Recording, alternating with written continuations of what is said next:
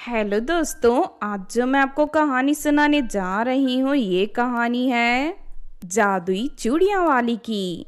तो चलिए दोस्तों देखते हैं जादुई चूड़ियों वाली की कहानी। एक बार की बात है, किसी गांव में विशाखा नाम की एक लड़की रहती थी।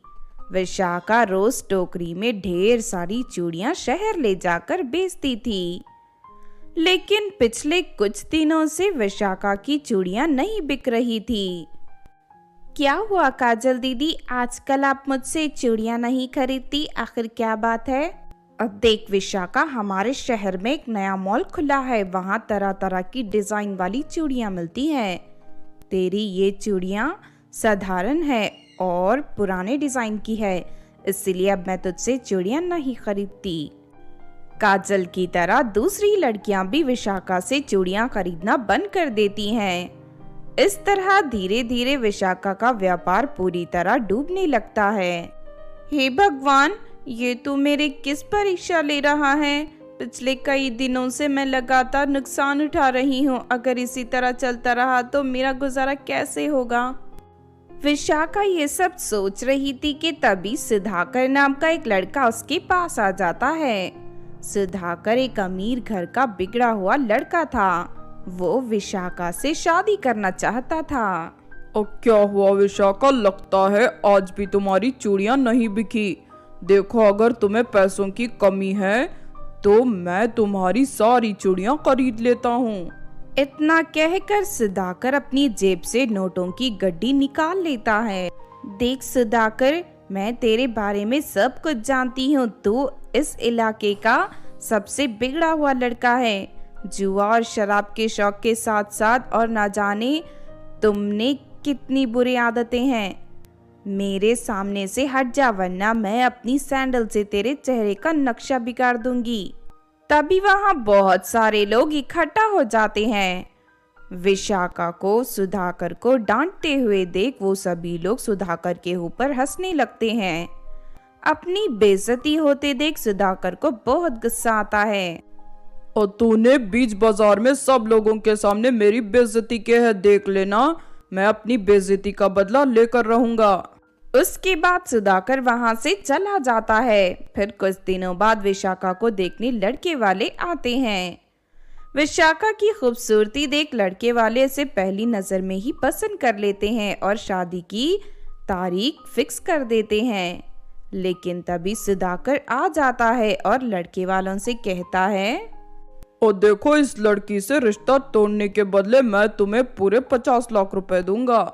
इतनी बड़ी रकम सुनकर लड़के वालों के मन में लालच आ जाता है और वो सभी सुधाकर की बात मान लेते हैं। उसके बाद सुधाकर उन्हें 50 लाख रुपए देकर वहां से भगा देता है। क्यों रे नालायक लड़के, ये सब तूने क्या कर दिया? आखिर तू मेरी बेटी की जिंदगी बर्बाद करने पर क्यों तुला है? मैं तेरी बेटी को कभी चैन से नहीं रहने दूंगा। ये तो शुरुआत है, आगे आगे देखते जाओ, मैं तुम दोनों का जीना हराम कर दूंगा। इतना कहकर सुधाकर वहां से चला जाता है। फिर अगले दिन सुधाकर विशाखा के मकान मालिक को लेकर वहां आ जाता है। और विशाखा, तुमने पिछले 4 महीनों से मेरे मकान का किराया नहीं दिया है। मुझे इसी वक्त सारा किराया चाहिए, वरना मैं तुम्हारा सामान उठाकर बाहर फेंक दूंगा।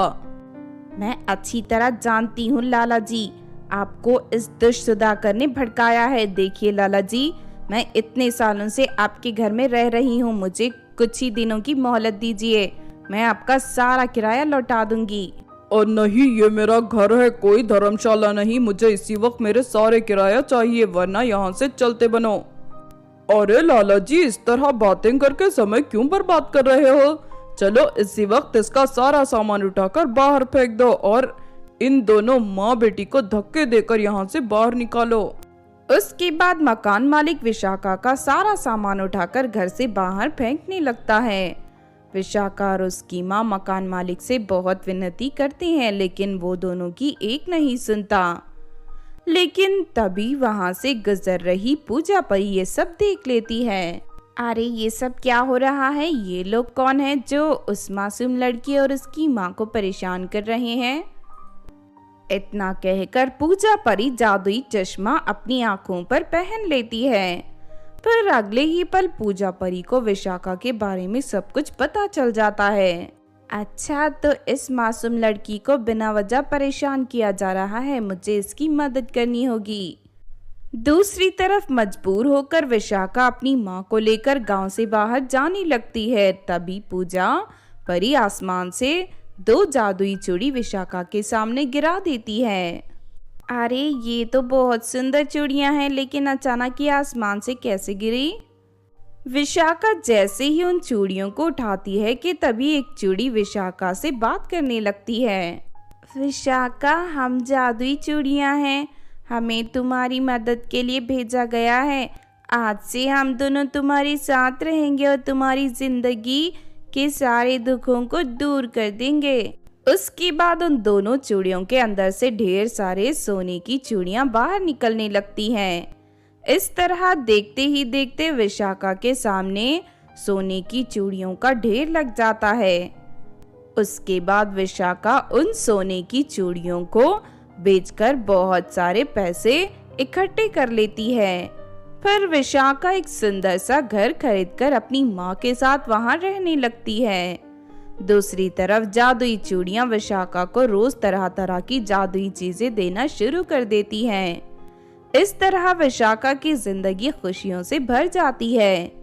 धीरे धीरे पूरे इलाके में विशाखा की जादुई चूड़ियों के चर्चे होने लगते हैं। जब ये बात सुधाकर के कानों तक पहुंचती है तो उसे विशाखा से बहुत जलन होती है और वो उन दोनों जादुई चूड़ियों को चुराने विशाखा के घर पहुंच जाता है। विशाखा उस वक्त अपने कमरे में सो रही थी। अच्छा, तो इसके हाथों में मौजूद दोनों चूड़ियां जादुई हैं। मैं अभी इसे जान से मारकर इन दोनों चूड़ियों को हासिल कर लेता हूँ। इतना कहकर सुधाकर एक बड़ा सा चाकू निकाल लेता है, लेकिन तभी विशाखा की आंख खुल जाती है। अरे नहीं, तू यहाँ कैसे आ गया? देख, इस वक्त यहाँ से चला जा वरना ठीक नहीं होगा।